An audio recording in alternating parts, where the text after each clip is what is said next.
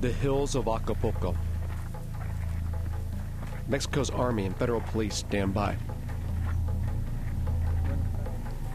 Longer presence in the state of Guerrero's countryside.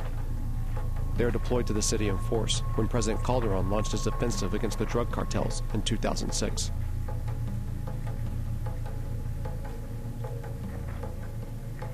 Rival factions of the Beltran-Leyva cartel, La Familia Michoacana, and the Sinaloa cartel are fighting for access to the grow zones in the mountains and the trafficking routes from major port cities like this one to the United States.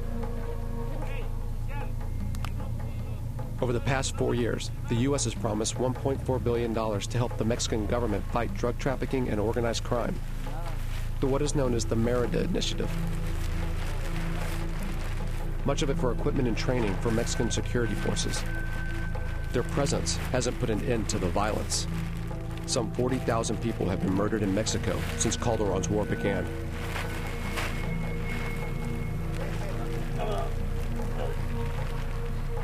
Here in Acapulco, more than 2,500 people have been killed since 2008.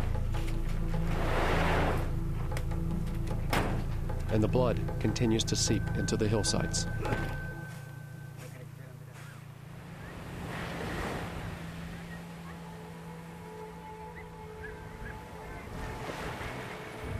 With its picture postcard vistas, beachside resorts, and 70s decadence, Acapulco has been better known as an opulent tourist destination. Mexican and American vacationers alike are the lifeblood of the city's economy. But crowds have thinned since the violent headlines began scaring tourists away. In the barrios that sprawl around the famed coastline, there was word of another execution. We were guided by Berna Hernandez, a crime photographer who gets calls from a military contact when the bodies drop.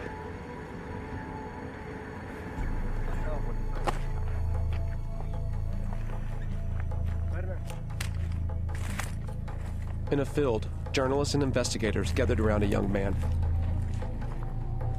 Hands bound, thistle jammed into one, a wallet placed on his back.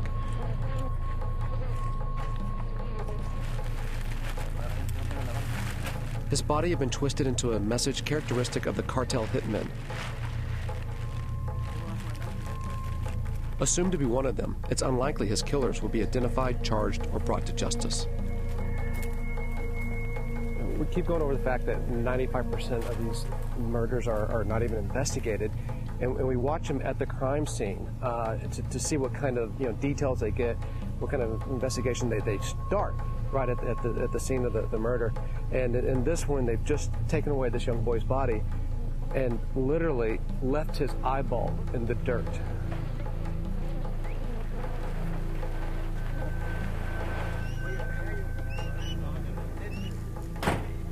The spectacular drug war violence does sell, and so it occupies the headlines both internationally and in Mexico. The message selling the papers, come see the bloody picture, come see the quartered bodies. And then look at this, it's a newspaper full of pictures from yesterday of bodies just cut up, parts of bodies, heads.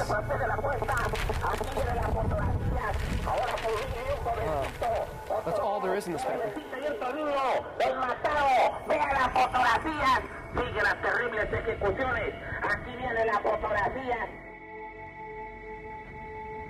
But we traveled to Guerrero to learn about the conflict we'd heard was smoldering behind the headlines, under the cover of drug war violence in the state's rural areas. Human rights groups say the militarization of the drug war has led to an increase in abuses by military and police forces, including cases of extrajudicial killing.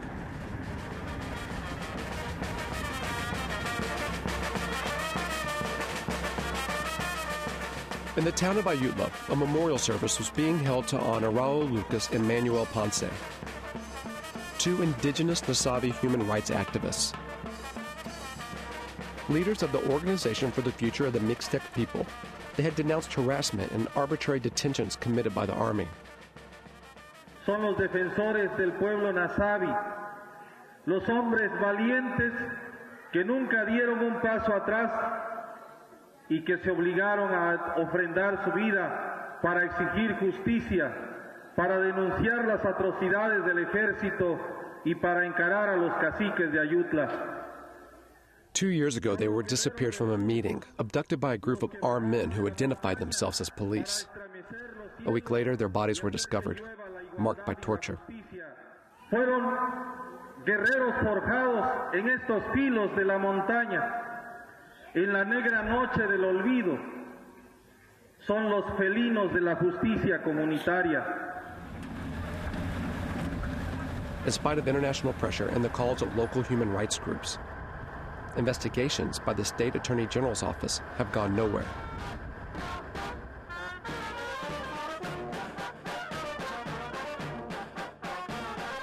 Shielded by impunity, the harassment of indigenous activists in the area, death threats and arrest on false charges of murder has continued unchecked. In the state capital of Chilpancingo, we spoke with General Altez, the Secretary of Public Security and Civilian Protection, in charge of what's known here as the Preventative Police Force. We asked him if he had any information about the murders of Lucas and Ponce. Tengo conocimiento, pero la autoridad que le puede informar sobre esto es la Procuraduría también. General Altez seemed more comfortable discussing organized crime, so we asked him to map out the cartel's activities in the state. Las zonas donde tenemos mayor incidencia criminal es lo que le llaman la Costa Grande, precisamente las poblaciones que están, que tienen influencia del área de producción, o Tierra Caliente, que es la otra vertiente de la sierra, donde también tenemos la mayor incidencia criminal está en estas áreas.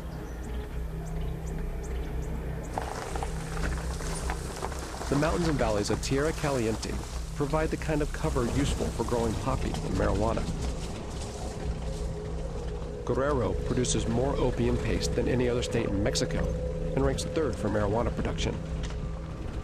Some things are too dangerous to film, so I'm just going to tell you about them. We're driving through a fertile valley here. It's infamously controlled by a famous drug lord named Rogalciano Alba. Now, he's in federal prison, but it's still controlled by his family. And we just crossed 2 men on an all-terrain vehicle with AK-47 slung across their back. That's a big deal because it is against federal law in Mexico to own the AK-47, and yet here they ride around confident enough to have them on full display. Dionisio Torres led us into the tiny hamlet of La Morena, where his family has lived for generations, growing beans, corn, and some sugar cane in order to scrape by. Government neglect has left them without running water or electricity. But worse, he told us, is that they live in fear of both Rogalciano Alba's men and the army. Me matan mi hermano, ahí le cayeron donde tenían sus trabajos. The ambushing soldiers shot his brother Isaias, killed his brother Adolfo, then they took away his body in an army helicopter. They took Dionisio's father Anselmo too, and they put him in prison, where he's remained for the past year and a half. Lo culpaban de que había unos sembradíos por allí. Ve como pues hay gente que dicen, oye, para tanta pobreza y habiendo modo de hacer trabajo, ¿eh? Unos amigos, pues yo hasta ahora me di cuenta después que unos amigos inducieron a mi hermano Adolfo que pusieran unas siembras por ahí, pero mi papá no sabía nada. The family thinks the army was working for Rogalciano Alba and his men. Francamente, pues nosotros vimos que lo que querían eran las tierras. No querían no más matarnos, sino que querían las tierras, y como no se las dejamos, siguieron matando. 8 weeks after we filmed this interview, Dionisio's son, Javier, was murdered by hitmen believed to be associated with Rogalciano Alba.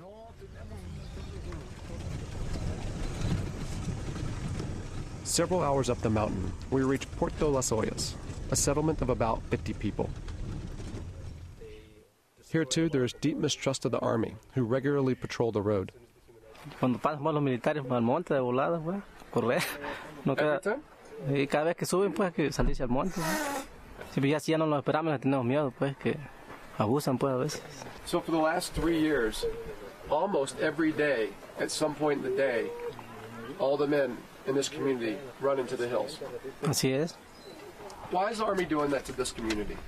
Porque últimamente se nos ha estado diciendo que aquí hay gente armada, que aquí hay como te dijera que nos achacan a nosotros, otras gentes como que no nos quieren, que nosotros somos los que estamos en contra del gobierno. And this might be the reason why. The men showed us a banner bearing the image of Guerrero, a commander of the Insurgent People's Revolutionary Army, or ERPI. Si yo lo conocí a él personalmente, convivimos, como dije, yo jamás, desde allá cuando estuvimos allá en la cárcel, convivimos, simpaticé en las formas de lo que nos decía,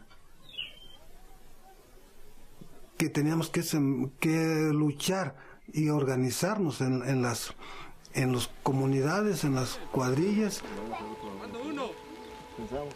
Since the 60s, guerrilla movements have had a presence in Guerrero, often targeting the police and the army in response to state repression. From its inception in 1997, the ERPI has organized in the state's marginalized mountain communities. Una de las preocupaciones es impulsar la autodefensa armada porque vemos que se han incrementado los asesinatos contra los luchadores sociales, contra la gente que defiende sus tierras, sus maderas. In May of 2009, Comandante Romero gave a press conference to the Mexican media, explaining that self-defense required taking on the drug lords terrorizing the people in the area. Vamos empezando por algo, ahorita aquí en la sierra vamos quitando la venta de cocas y de cocaína y de bebidas alcohólicas. Y sí, la gente ha aceptado eso, ha habido asambleas. Banning drug consumption was one thing, banning marijuana and poppy growing another, in a remote region where farmers are cut off from produce markets and have few other options. Nosotros dijimos en contra, que decir deja de sembrar porque no le podemos ofrecer una alternativa de empleo. And then, describing the intimidation of the communities, Romero named names. Muchos hombres ya no bajan a comprar cosas, a traerle a sus hijos, medicinas, comida, ya no pueden bajar. Si bajan son asesinados. Los detienen policías, ya sean municipales, estatales, ministeriales, federales, y se los entregan a los cárteles. Aquí en la Costa Grande a Rogaciano Álvaro. ¿Con quién está aliado Rogaciano, la gente de Rogaciano? A nivel local con el gobierno de Ceferino, con Eri Montúfar. A month after Comandante Romero gave the interview, designating Rogaciano's associates in the state government, the Mexican army came looking for him. Pues cuando llegaron fue el 9 de junio, cuando llegaron los militares. Pues estábamos allí trabajando en una casa y nos encontrábamos cerrando, estábamos en una labor, ¿no? Cuando llegaron, pues entraron aquí corriendo, disparando y aquí, pues, ¿no? Me enterraban agujas aquí en las uñas, me pisaban con las botas así, los dedos del pie, así. What did they want to know? Que dónde estaba un amigo que había corrido. What did you tell them? No les dije nada. Ninguno era jefe, todos eran jefes y todos daban órdenes. Y luego ya que hicieron todo lo que quisieron, amenazaban a las mujeres con los rifles, que las iban a matar. A los chiquillos también, que se callaran. Y luego dijeron que ya cuando se agarraron y que se fueron, dijeron que la vieja que hablara le iban a matar. Y luego ya por radio estaban diciendo que iban a venir a violar a las mujeres. 5 months later, in November 2009, Romero was killed by gunmen in the mountains. People in Puerto Las Ollas say the army has continued to harass them, using the discourse of the drug war to justify their work on behalf of the drug traffickers. Ellos vienen involucrados con algún cartel, alguien de las drogas, utilizando las drogas para venir a atacar acá. Se habló mucho de Rogaciano Alba, que era él supuestamente quien los manejaba, y venía él a atacar a este lugar o a las gentes porque querían quitarlos de este lugar. In Mexico City, we hope to speak with the Attorney General, Arturo Sanchez, about the complaints of human rights abuses by security forces and the allegations that the army in Tierra Caliente is on the drug lord's payroll. After multiple requests, we finally got an answer. Several weeks later, the Attorney General resigned. Gloria Reyes helped found the insurgent People's Revolutionary Army. She used to go by the name Comandante Aurora. She spent 10 years in prison, serving time for the crime of rebellion. No longer a guerrilla, she still refuses to pit the armed struggle against social movements that choose more peaceful tactics. Son dos expresiones del mismo movimiento. Gloria met Romero when he was 18 and had just joined the ERPI. She reflected on the price he and others have paid for standing up to the powerful intersection of state and commercial forces operating in Guerrero. Es un costo muy alto que no debiera ser, que creo que nadie quiere. Yo no creo que Ramiro se haya imaginado, yo quiero morir, que me maten, que la gente de los pueblos sea asesinada. El otro costo es guardar silencio. La intención del miedo que nos quieren meter como sociedad es que nos quedemos callados e inmovilizados.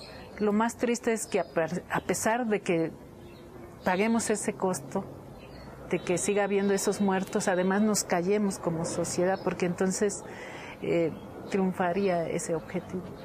But Gloria believes that the politics of fear can be countered. Hay una propuesta que es de autonomía y una propuesta que es práctica. En la sociedad desde abajo, harta de todo esto, estas opciones que se han probado y que vemos que no funcionan, es decir, bueno, no nos queda más que tomar nuestro destino en nuestras manos. Si las autoridades solamente vienen a reprimirnos, a robarse, a saquear, nosotros organicémonos y como comunidades tomemos las decisiones que nos interesan. Esto es autonomía.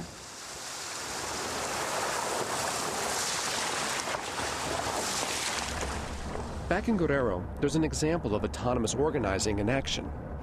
The community police patrol 12 municipalities in La Montaña and Costa Chica, and people tell us those areas are largely free of narco-trafficking, production, and violence, and they give a lot of credit for that success to these volunteer policemen.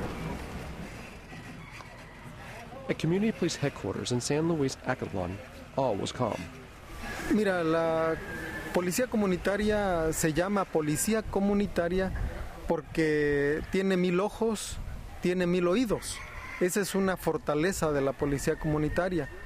Coordinator Pablo Guzman explained the principles that have made the organization a source of security in the region. Los pueblos de México tienen que tomar en sus manos esta responsabilidad de qué mundo futuro quieren. Los gobiernos no han podido solucionar eso, ni lo van a solucionar, porque no es una cuestión propiamente de armas, ni de ejército, ni de más presupuesto para armar a medio México, a toda la nación. It became clear that the police weren't just police, but an entire autonomous justice system founded by campesino and indigenous communities sick and tired of being mistreated by corrupt government officials. And from the beginning, they had no choice but to confront the narco-economy. Desde que se inició esta organización se planteó que el asunto de la droga, de la siembra, el consumo, el transporte, cualquier cosa que tuviera que ver con la droga era un pretexto para el gobierno para meterse, o sea, para meter el ejército, para meter las policías. And what the community police really wanted to tell us about was a different kind of threat. It appeared in November. Llegó un helicóptero y se presentaron unas personas, el piloto, un representante de la minera Holcim, a decir que iban a realizar unos vuelos rasantes por nuestros territorios.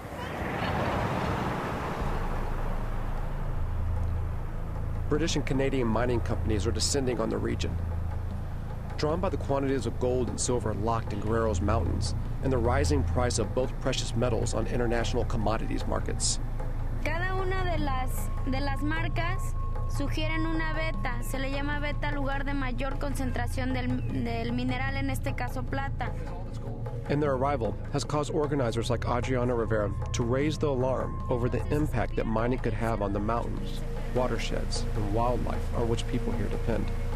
Porque ellos utilizan todo para procesarlo con agua mezclada con cianuro. Ellos en una hora utilizan lo que una familia en 20 años. Y cada gota de agua contiene una gota de cianuro. Si eso llega a nuestra agua, el cianuro, nos podría matar. These are the images that haunt Adriana and other community members when they imagine mines being developed on their land. In the center of the state lie two open-pit mines operated by Canadian corporation Goldcorp, the largest gold-producing mines in Mexico. Here, cyanide is used to separate gold from piles of waste rock in a process known as heap leach mining. Cyanide can be toxic, and so can the acid that escapes when the crushed minerals are exposed to water and oxygen.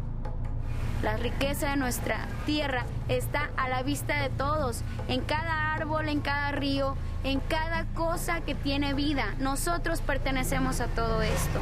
Es absurdo que se quieran llevar algo que no es suyo. According to Mexican law, companies looking to mine the gold and silver in these mountains will have to get permission from the municipalities that hold the surface rights to the land.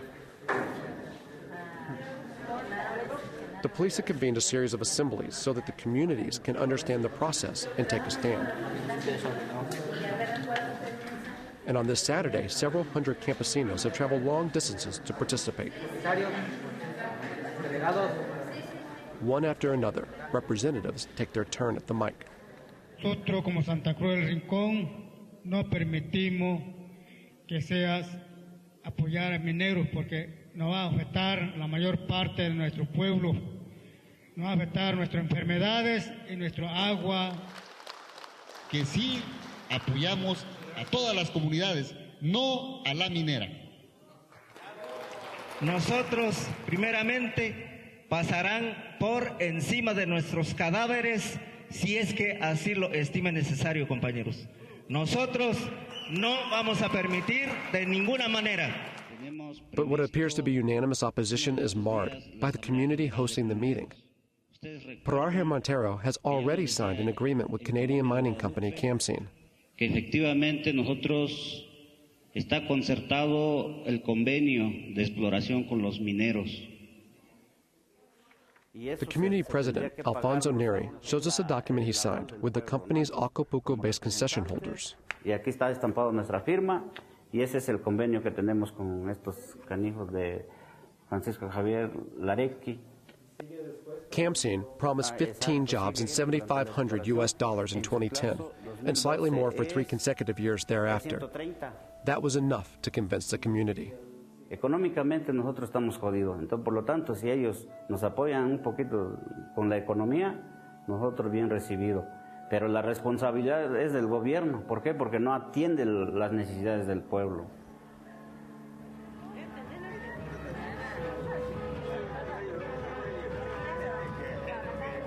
And so another struggle begins in the mountains of Guerrero. Like the struggle against the narco-economy, it's waged by forgotten people resisting dispossession. And it's fueled by the international demand for resources that sell high on the global market. As it unfolds in the shadow of the war for drugs in the cities and on the border with the United States, it remains to be seen whether bullets and terror will be used here too in order to make way for foreign mining companies.